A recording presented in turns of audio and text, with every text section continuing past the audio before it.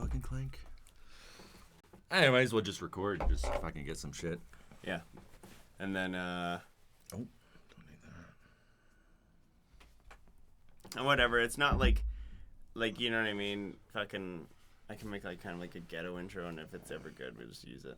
Yeah, well, honestly, we're starting off ghetto right now. Yeah, I don't care. This I is feel like kinda it's the ghetto. Joe Rogan thing, or like Lil Wayne, where just like they just said Lil Wayne. he just said put as much shit out as possible. Yeah, exactly. See what sticks. And You got to start off at some point. Yeah. Like that's the whole.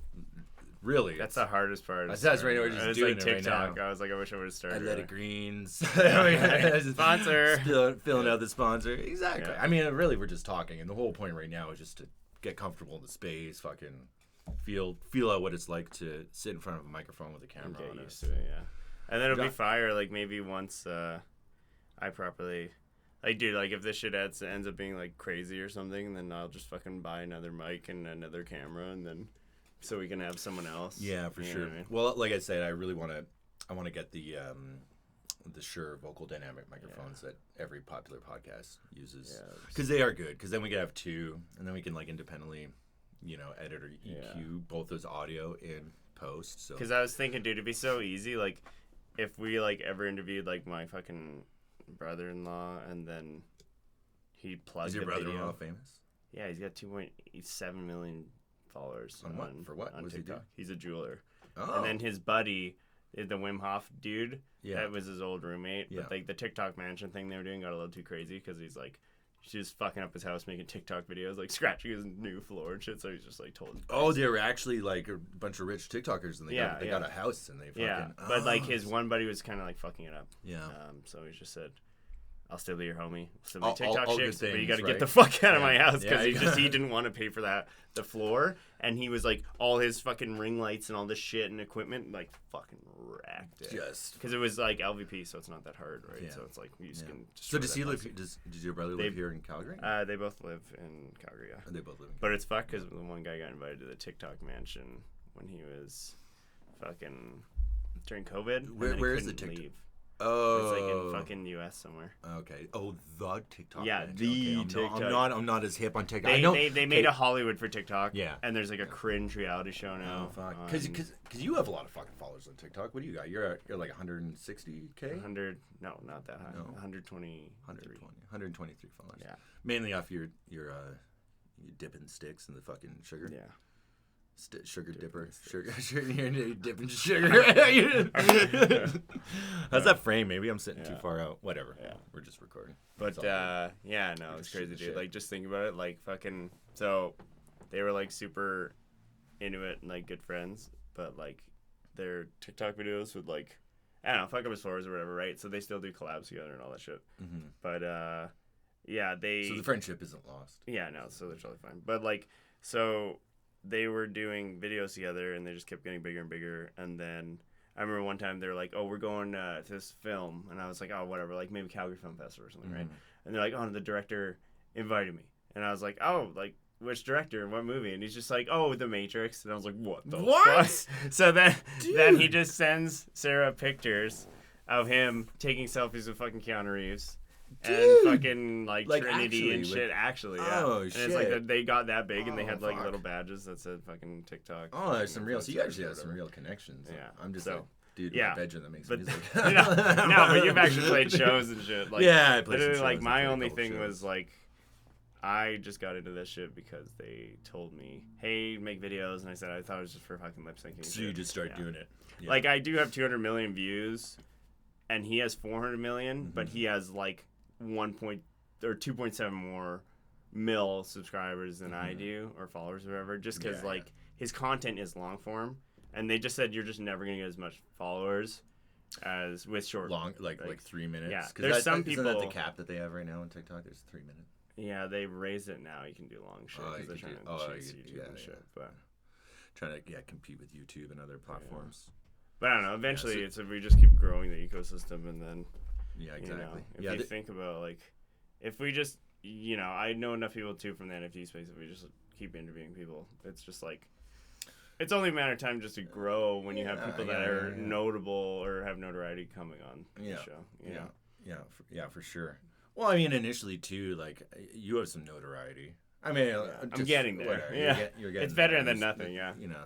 Yeah. Because combined, I'm at like with TikTok and Twitter, I'm like 150K followers. Yeah, it's not bad. But once we get into the millions, well, we could do some shit too, where it's like, you know, they talk about your NFTs, for example, and then at this point we could be like, oh, and it'll go up on the screen and have a have a photo of one of your dogs up with its fucking knife and like shit. When they pulled Jamie up, and Jamie fact checked yeah, exactly. And we could do that all post edited, like we just said it now, and then in the post we can bring up a little thing that's like, oh, here's your just a hobo. I know. Yeah. I live in the ghetto. There's like the house is just 110 years old.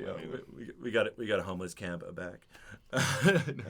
That's actually the next door neighbor. You won barista championship. He's a good dude, but yeah, man. I didn't even know you bartended. Yeah, I used to. Well, I was a lead coffee roaster for Rosso for 5 years. Really? So that's right. You told me. I should ask if you wanted a coffee. Actually, I have a nice coffee if you want to try some. Sure. That'd be sick. Right after this, obviously. Dude, I didn't even think of that. I forgot when you first started. You were like, I make my own backpacks, and I'm a DJ, and my family's into coffee. Wasn't it your whole family or something? Well, I got my whole family into coffee. But I do a lot of shit, man. I do a lot of shit, and I like taking the things that I do to a high level and like getting, really just like detailed and focused. I like the studio production, whatever I do, I try and do it to like the best of my ability. So it's good. That's definitely one thing. It's been a long time since I competed. Dude, so trippy. I remember I was talking to Damon at work, and he's like, oh, all Cole likes is MMA and Genshin Impact. He must not have time for anything else. And I was like, you'll be surprised. I was like telling him, I was like, we do the NFT stuff. I was a kickboxer. I did gymnastics. I did skateboarding. Wait, you're a kickboxer? Yeah. Your skateboarding's fucking wild, man. Yeah. Actually, you're a really good skater. I could do flat ground. Yeah. But yeah, no, it's funny. I did Muay Thai and stuff, but then I definitely had to skate. Yeah. Sure. Then I had a hernia surgery, and then I just like started being less physically active. Yeah, my dad had one of those. I think that hernia surgery will put you out. They haven't. I mean, in the last 10 years, the surgeries have gotten better. They're way better. You seen the old infomercials, bro, where it'd just be like, "Do you have this inside your chest or fucking hip?" And you're like, half of your balls hanging out of your scrotum. It's like, yeah, they literally we'll sew that up for you. Scary, dude. They literally had recalls for ones when they like the mesh cage. They weren't using. They were using metal mesh. People were doing a lunge. It's ripping, and they're fucking going septic. And then then the metal's like cutting into. So I have like a keyhole mesh. Where it's like in the shape of that thing we put on the door in the hotel or whatever, and then and then I have a do not disturb sign hanging off my dick at all times. And then the other one, the shuttlecock's just double cock, and then fucking they have it like it's like a badminton birdie holding the thing in, and then they put the keyhole around my vas deferens. But dude, it's so scary. They literally told me, they're like, yeah, well, you'll be lucky if your balls don't turn the size of a bowling ball and turn black. And I was like, what the fuck? That's not a side effect of fucking good surgery. It scared me. So nothing happened. I was lucky. But yeah. And then the guy's like, you might just feel pain forever. I was like, oh, that's cool. But he says, but if you don't do this, you'll die. I was like, okay, whatever. Well, it sounds like it's okay now, though. So I'm good. It's not bothering you. He said it'll be as strong as it is now, in 6 months as it is like fucking your whole life. He just said, just don't lift any pianos. I was like, okay. All right. So I can skate again. I can I technically could go kickbox again. So basically just like big, like if you were to do deadlifts or that kind of shit. But it's like an inguinal hernia, so I was like fucking just taking so many body shots in Muay Thai. I'd be like, fuck, my groin hurts like a motherfucker. And I'd be like, you guys, like, does it feel like you're getting nut shots when you're getting kneed and shit? And then they didn't have that problem. So I was like, okay. And then I went to the hospital. There's an issue. Yeah, and then they fixed it. Dude, that's fucking crazy. Actually. Yeah, it's fucked. And my first one was when I was a kid, too. So they said eventually the other side's going to just blow out. They said I was born with that shit. So. Bro, how long were you doing kickboxing for? I don't know. It was like a couple of years, but we were actually going a lot because, like, our buddies... Like one of them is an Ultimate Fighter now, right? So he was like, he would let us in after hours, and then another buddy was like the guy at the front who sold the T-shirts and memberships and shit. Mm-hmm. So he would like come after hours, and we would just train when they were closed. But I could like never keep up with like the really good guys. Like they would do sparring, and then the really hard sparring, I would just like always get my ass kicked. Someone would bust my lip, and I'd be like, all right, chill, man. But you were just doing kickboxing. You were doing like MMA mixed. Yeah, no, it's just kickboxing and Muay Thai. Yeah. Which is too bad because the gym Mike Miles is still open in Chinook, but it's not open. Is that who you were? I was going to the Ranchlands one. Oh, okay. And it sucks because now that's like the community I'm around. but then the gym closed because okay, that's where you live right now. When their lease renewed. I was like, no, that sucks. But that's okay. But dude, it's like weird to think about. Like, when did you start even DJing? I'm like just trying to think because you were talking about when you were in Montreal, and then. Oh man, I was DJ. Yeah. I've been DJing for. Well, I just produce now. I don't really fucking DJ. Yeah. And this is the thing. Does that mean DJing is doing shows and producing is making the music? Is that? Kind of. I mean, no. Well, maybe. So when I play music now at shows, when I go to, like, when I open for Toki Monster or Draftage or whatever, Montel 299, it's all 100% my original production. So I would go, so after producing whatever, like a whole bunch of music, bunch of songs, I would essentially just like build a live set in Ableton Live. I would deconstruct my songs, and I talk about that more to people if people have questions or like are producers and want to do live shows, because it is kind of a hard thing to get into. But yeah, so the idea is I would take all my music, I break it down, like each component. I would take like the bass, the sub, the kind of same thing, bass, the melodies, the drums. I break them all down and then load them up into live. Then I can launch all different elements and essentially DJ and mix my own music live with. So I could take one song. So a DJ is someone who's just remixing? No, a DJ is like you're literally playing just other people's full tracks. You're beat matching and you're mixing. Hopefully you're mixing in keys. Or like fading into another drop or whatever. So anyway, make sure the song, the keys are equal, so it's not you don't have clashing chords and that kind of stuff, and make sure the beats are lined up. So I would kind of do that with my music. Yeah. But in the past, when I would DJ, I wouldn't call it DJing. It's more like audio sculpture. So I take a bunch of people's music and do the same thing that I was doing with my own music. So most DJs are just like kind of fucking phonies, and they're just playing someone's set that's already kind of like. They're not playing someone's set, but they're just playing different songs, and they're just only doing transitions. Yeah. Basically. Exactly, but that's a skill. So like that's why they call it disc. DJ means disc. Because like that's the shit I did, and like so I could do that. Two discs to DJs and stuff, but 2 discs to fucking vinyl or whatever it is, right? And you're actually like playing them, listening to one in the ear, one's playing to the crowd, and then you match the second one, and you just fade and mix, and that's a talent. And I don't really do that. Again, like I just produce. Yeah, that's all I could do, or make shitty songs on CDJs or whatever. But man, like honestly, like I guess I'm old as fuck. It's like when I was at Burning Man, for example, it was 2007. I was 19 years old. Really? Oh, I didn't know so long ago. That's crazy. Were you still spinning vinyl or what? Yeah, no, it was all live stuff. Oh, okay. Yeah, that's trippy. And same with Shambhala. So like I performed in Shambhala quite a bit, which is great. I mean, I got paid to be there, got a +1, get some free fucking food tickets and shit, which is good. I don't know, I don't want to go to festivals and just party right now at this time of my life. If I go to a festival, I want to perform and like play my music. I think that's the biggest. Is it weird being in Burning Man when it's like the desert and shit though? Like when I was there, it was a full moon. It was fucking crazy, and the playa is like it's this chalky, super alkaline soil, which like. It's fucking weird. It just is that the shit that goes in the dust, like it's the dust playa dust. Oh yeah. And like when I was there, it was a full moon lunar eclipse, and it was fucking. Someone burnt the man down early. It was crazy. It was the green. It was the theme was the Green Man that year, so it was all about like environmentalism and whatever. But it was funny. One of the installations that was set up was called. I forgot the name of it. It was big. Basically, what they did is they mimicked an oil derrick. So they took like a 9-story tall oil derrick and they blew it up. And it was at the time it was the largest intentional gasoline explosion that we knew of in the world. It was like literally like a big giant like mushroom cloud, like fucking like. If you go on YouTube or and you Google it, like 2007 Green Man oil derrick. There's a funny name for that. How do they get permits for that? Well, this is 2007. I mean, so whatever. Maybe back then no one gave a I was shit. 19. I got on. This is like after like all 9/11 shit. Like I went down without an ID. I didn't have a job. I was on a fucking party bus with a bunch of fucking hippies and like acrobat people and shit. Yeah, that's crazy. And they let me go across the border. Like at the border guards, they're like, "Why don't you have ID? Why don't you have a job?" And the one guy walks by and I'm like, well, I was just lazy and didn't renew it. And he's like, hey, this guy doesn't have his ID. He's lazy.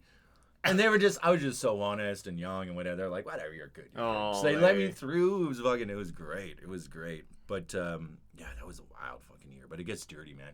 People were like, we were down on the playa, and there was no dust storms, and everyone just got super loose and like having a good fucking time. And then suddenly, fucking a storm comes in and just tears everything apart. It's like you literally need like rebar like 4 feet into the ground to, like, to hold. So it's like, not just like those little dinky little fucking planks where you take it out, like, and it kind of smacked us in there. Suddenly we're like, okay, we're in the desert. We gotta like ante up. So then everyone's tents are flipping and shit, or what? Yeah, it was wild. It was a good year though. It was amazing. I would do it again for sure. It's changed a lot because that was like one of the bigger years before. That was the year before they put in restriction for buying tickets. They're doing a lottery system now. But this is the last year before they did. So it's full capacity. It was like 90,000 people or something fucking stupid. It was crazy. It was fucking crazy. So was EDC and all that already around, or was it more like Sensation White and like Amsterdam and all that stuff, where you had to like go across to Europe to actually have a festival? Yeah, no. Well, no. We were doing warehouse parties here for sure. Yeah. There was lots of like trance, which I wasn't really into. I was more like down tempo and ambient stuff. So I would do like late night or morning sets, and like lots of IDM, really like weird syncopated offbeat music kind of shit. That's pretty fucking cool actually. And that was like the main inspiration for my production when I got into making music, which is evolved. It's changed a lot now. It's very different. But. Dude, it's so trippy though. When I was talking to Yadin at work, I had no idea that like. They were talking about like the origins of psytrance for like this place called Goa, and I Goa in India. That's crazy. Yeah, people they would go there in the I don't know if it was like the 70s or whatever the fuck, but they would just 70s, 80s, 90s, and just people would just do tons of acid and mushrooms, just like. Yeah, it's crazy, dude. I was wondering why it was so nice too, and he's like, "Oh, it was a Portuguese colony." So it's like Spanish Indian influence. I watched a documentary on it years ago. It's been a long time, so I don't know what. So it was like in the 90s. I looked up the guy who's still around, where he's like now he's old as fuck, and they just show him in like a documentary when he's like all like stoned and young, and he's like, "We're inventing a new kind of music and he's all like fucking got dreads. It's pretty much Terrence McKenna. He's just like pretty much, bro. It's fucking like so when I was. It's trippy to think of how far third it's come. portal of the second dimension, merging to the sixth dimension. There was this music I heard. Yeah, dude. And it became Goa Psytrance, and now we live here. Yeah, his name is literally. He has like his name is something like. I think his DJ name is fucking like Hallucinogen or something. Yeah. Just totally, yeah. And it's so funny. I was going on the YouTube comments and they're like, "Still the best set of my life." Some of these like old fogies were there, but they'd have to be 60 now. Totally. Yeah, it's fucking trippy, dude. Yeah, I mean, it'd be fun to go. I'm sure they still have parties there. Speaking of fucking, okay, this is one thing about just people inventing genres. Have you heard what the fuck is funk music? Like with the PH. Have you heard of that shit? Funk? Yeah, because it's like everywhere. PHONK? Yeah, and I don't understand what sounds the difference funky, is. But no, I've never fucking heard. Is it just deep house with fucking cowbells? Yeah, I'll have to show you. Deep house with cowbells. Yeah, my buddy. The background. Yeah, yeah, dude. Because like, yeah. So my buddy, the 86 Love guy, there's a lot musician. He was trying to explain it to me because he's making EDM now, and I just was like, "What's the difference?" Funk. So what do you? It's like almost like maybe it's like let's say it's like 135 BPM, okay. And like it almost sounds like upbeat house, kind of like do whatever. But then it has like a lot of kind of weird like sampling, like low voices. But then it's kind of like upbeat. He said it almost sounds like racing music in the video games, like Need for Speed or something. There's so many genres and it's so hard. My one friend who DJs a lot, Alistair, he's got me into something called Ama Piano, and it's kind of like chill house mixed with like weird. I don't know how to describe it, but it's a totally new underground weird genre that's like blossoming up. I think it's mainly in the UK because that's where a lot of the UK grime. Oh yeah, Boiler Room or whatever. Yeah, I have the stickers called Coiler Room. I put it on my bathroom. Yeah, UK grime. I love to produce grime. I don't rap or do any grime vocals, but like if my goal eventually is to work with people who, or not grime. Let's say more drill. Yeah, you should make some songs with Matt. Even like I was talking to Matt Chef to G, tell him to come over fucking, here. There's some, like that. Is Hold that on, like Matt who? Matt. So my buddy, his like artist name's 86 Love or whatever. But okay, not the Andrew Matt. No. Okay. So but what was it? No, just like he started out making kind of like rap and R&B and kind of like drill music, and then like he has experimented with some EDM. He's the one who was telling me about the funk stuff. That's Yeah, okay. yeah.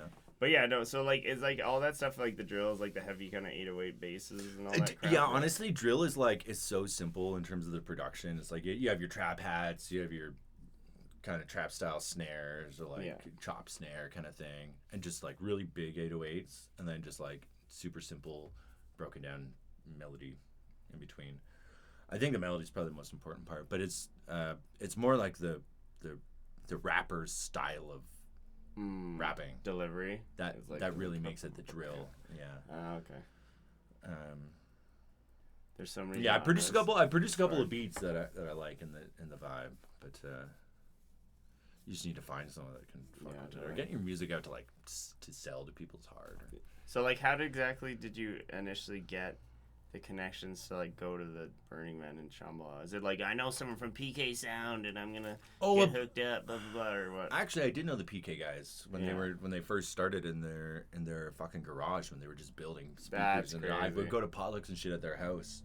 Early days before they blew up and started actually. So how big are they now? Are they like bigger? They're multiple. Like North American? Totally North American. Really? I would say.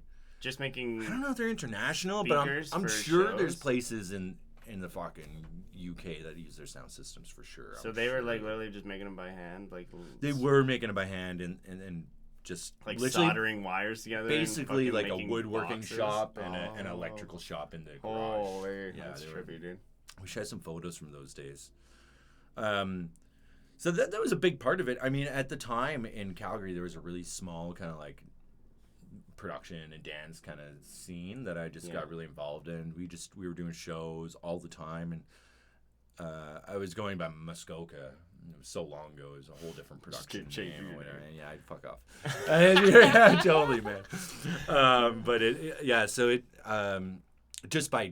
Just being a part of the community and just fucking putting it out there and having people come to shows. And then when it came to Shambhala, like it got to the point where we knew the people running one of the stages, and we started another stage in the back. So we had our own stage, our own lineup, and our own like financial support for it.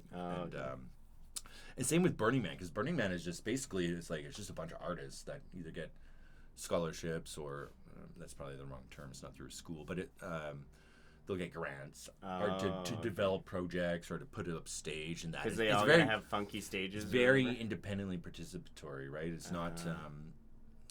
It's not like it's not Coachella where you have like all these major like label heads Universal and whatever. Yeah, exactly. And they're like, okay, who are we gonna go down our list?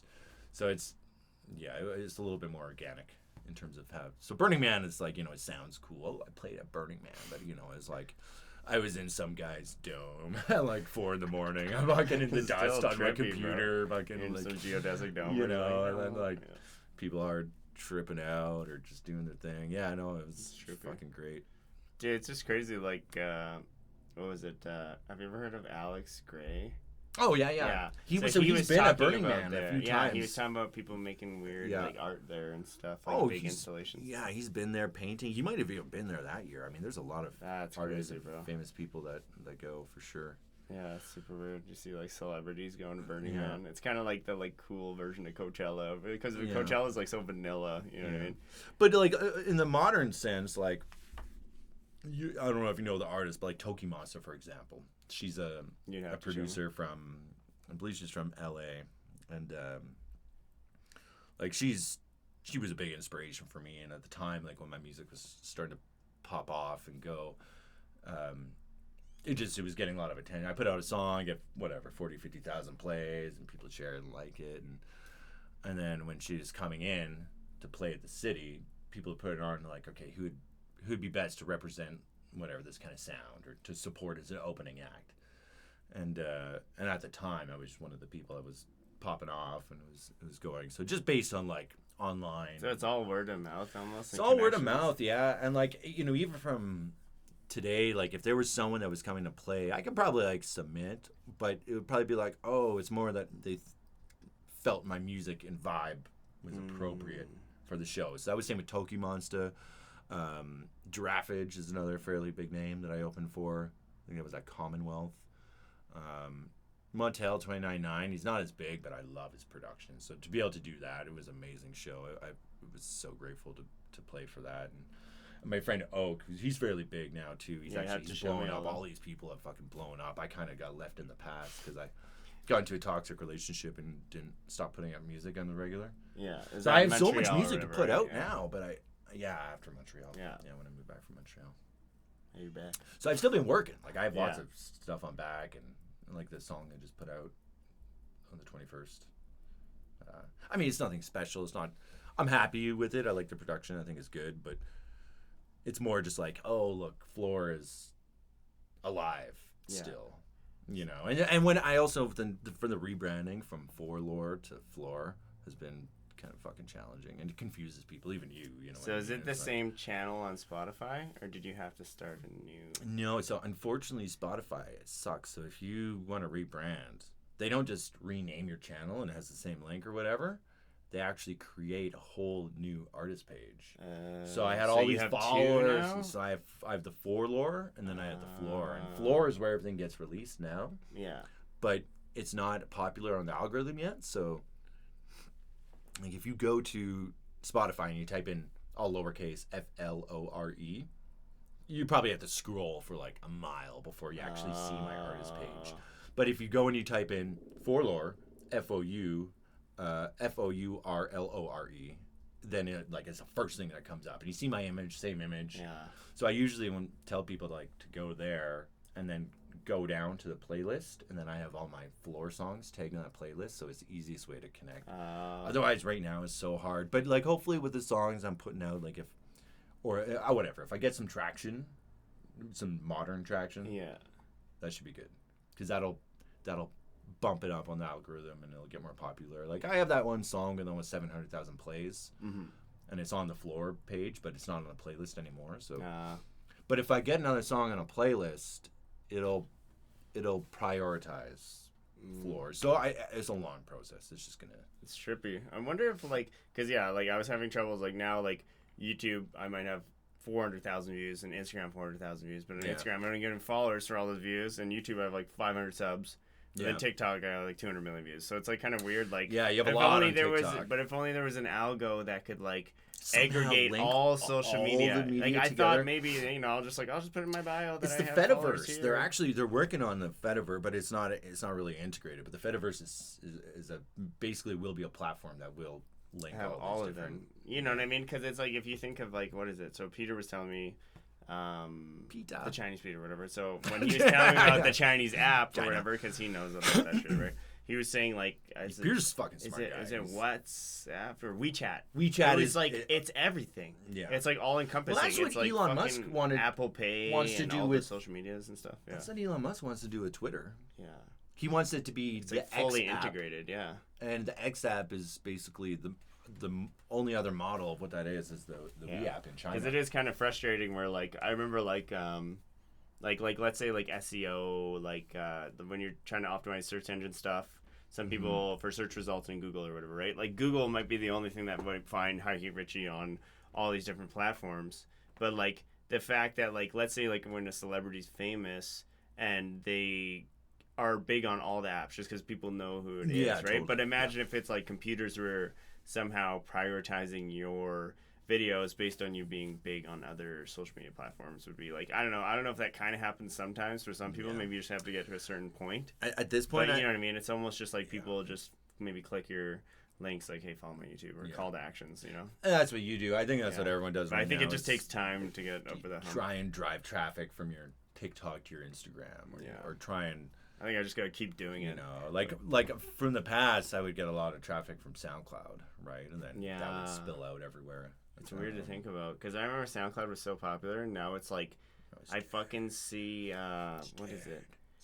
It was people would pay to have their song featured or kind of like a YouTube ad. Yeah. And then it would just be the most fucking shit rappers. Like, yo, man, I'm ready to kill. I'm the coolest. You know? SoundCloud rappers. Just like, oh, what the fuck? I mean, you still get a lot of Yeah, that. I just mean the paid ones. Because, like, normally the paid ones are just like, you're like, oh, hey, the song came on. You're like, what the fuck? Like, Sarah's, like, playlist comes in. She's in the shower, so she can't change it. And I'm just screaming through the door, like, change the fucking song. I can't do it anymore. Like, what's going on? I And thought it was a parody. I thought it was a fucking parody. I was like, it almost sounds like they were just like trying to steal Eminem's voice, but then just had like no flow. I'm just like, this is fucking fucked up with like some whack beat or something. But I don't know, it's weird because like I don't know if you just think in terms of like organic growth, seems to only be the sustainable one, but it's so fucking hard. You know what I mean? So it's like you don't have bankroll to do Facebook ads or YouTube ads and shit, but like, you know, the only really way we can effectively grow big is like just have good content. And just be consistent, you know, just release over and over and over. The guy's gone. Yeah, the homeless guys. But yeah, I don't know. It's like it's kind of hard. Good content, consistent content. Yeah, you know, and like just you know, just doing things that are different and interesting. Yeah, you know, I've been listening to this new podcast, and it's freaking hilarious. Called Lemon Party. Oh, really? I don't Google Lemon Party. Not the bad. And it's Ben Avery. Do you know Ben Avery? No. He used to be the podcast producer for Tim Dillon. Oh, okay, I know that guy. I've seen him. And so they whatever. I guess they had a falling out, and so now Ben Avery's doing his own podcast with his brother and another dude. And it's just like this. They're just sitting in a room. They have a couple of mics and cameras, and they're just fucking chatting around, talking. And it is the funniest fucking thing. It's probably one of my favorite new podcasts ever. And I just can't, like, I've signed up on Patreon. I pay the money now. Like, I'm fucking hooked. I'm great. It's pretty, like, I don't know. It's very unpolitically correct. Yeah, it's not any of this woke fucking shit. You know, it's who cares about all the... Yeah, exactly. They're having a good time. And I think, like, the authenticity of just sitting and having a conversation like we are right now is pretty... It's whatever. I mean, I think people like it or could like it, potentially. Not people are probably tuned out by now. They're like, what the fuck is this? But you got to start somewhere. You got to do something, right? Dude, like, fucking... I don't know. Like, I was even trying to, like, explain to people, like, how are we doing on time? We can go for a few more minutes. Let's go for a few more minutes. We're at 32. Let's get... Yeah, let's... Yeah. But no, it's crazy. Just to think about it in terms of like long format. I was just like, if you just think about like how bad the news is sometimes when like there's a 5-minute blurb, each person gets 30 seconds and they're all yelling over each other. There's like no actual dialogue. Structure. Oh, absolutely. There's no educational value. It's just like think of a 3.5-hour podcast I was watching. It was like Mike Tyson and Grant Hancock, the guy. Have you seen the Ancient Apocalypse show? Graham Hancock? Yeah, Graham, not Grant, sorry. Grant Hancock. Yeah, but they like Grant Hancock. But yeah, like, it's hard to remember all these names. But the Fingerprints of the Gods. We're professionals, don't worry. But the Fingerprints of the Gods guy, yeah. So yeah. Dude, just seeing he him did Ancient Apocalypse on Netflix. Ancient Apocalypse, yeah. So, but the Fingerprints of the God was like 98 or something. That was like 25 years ago. I have a couple of those books. Not that. I have it on Audible, but I don't know. Oh, okay, yeah. But yeah, no, just getting to that level, if we could be like interviewing like actual fucking cool people, like that would be mind blowing, bro. I mean, the most epic the most epic porn of long form podcasts is Dan Carlin's fucking history podcast. He'll do 6 hours. It's literally 6 hours of him just reciting like World War II and like the Japanese cutting each other's heads off and like crazy shit. And he does a lot of like detailing work and goes into it. But that's just him talking. He doesn't even have a guest. He's literally just talking. Yeah, that's true. And it is hardcore history. There's someone else who's and it is one of the best podcasts ever. So I mean, like, but even without having a guest, you know, we can have some success, or we can get, you know, or whatever. Yeah, story time. But yeah, to be able to get interview some people. I mean, start small, small guests. But the nice thing is, like, through all the NFT stuff, I got like a couple people, like some people like from Top Chef, maybe some Food Network type people, and then I know some like, you know, a couple of people that become millionaires from NFTs, so that'd be another thing. And then, might be you. Yeah. You might become a millionaire. Maybe. And then some of the influencer guys, like my brother-in-law or brother-in-law to be, because I guess I'm engaged, but you know what I mean. Yeah. Like, I guess I'm engaged. I'm not sure yet. Well, I mean, I'm like, do I call him my brother-in-law? You know what I mean? It's sure, at this point, for sure. Yeah, but my in-laws, you know, Yeah. but like I go to their Christmas for the past 6 or 7 years or whatever. But yeah, so like another cool thing about him is he's gonna like help me out to. So I want to like engrave some knives, laser engrave them with like some of the new chef dogs or whatever. Fuck yeah. And then Peter's gonna help me 3D print a mask. And I was like, that's what you were saying. So what I want to do, when we have like when we make chef dog music or whatever, it'd be so sick. Chef dog music. Yeah, whatever, the EDM, whatever we're making. But like, you know, still have the same stage names. Yeah. You know, whatever, High Heat Richie and Flore or whatever. But then like print different chef dogs because there's 20 breeds, right? Print different breeds for different shows. Yeah. And just have Peter do the soft 3D printing one so it's not like we're in a fucking scream mask and we're sweating our balls off or whatever. Yeah. Maybe have a little bit of room to breathe and... Or do like, online interview or like live streaming. That'd be a sick thing to like... Yeah, bro, because I was like, we're doing TikTok last year. Yeah, going TikTok, get the LEDs all set up to it and we're fucking dead mousing it up. Yeah. Like, I think it'd be fire. Like, just in the future, like, just, you know, like producing tracks and I'll give them to members or whatever and we... put also tracks on Spotify and you do your thing still and then you know just try to raise awareness like of our brand through the streams. Yeah, exactly. Through all the I think for now using our independent things to push up one, but we should probably talk about this off camera, some of that stuff.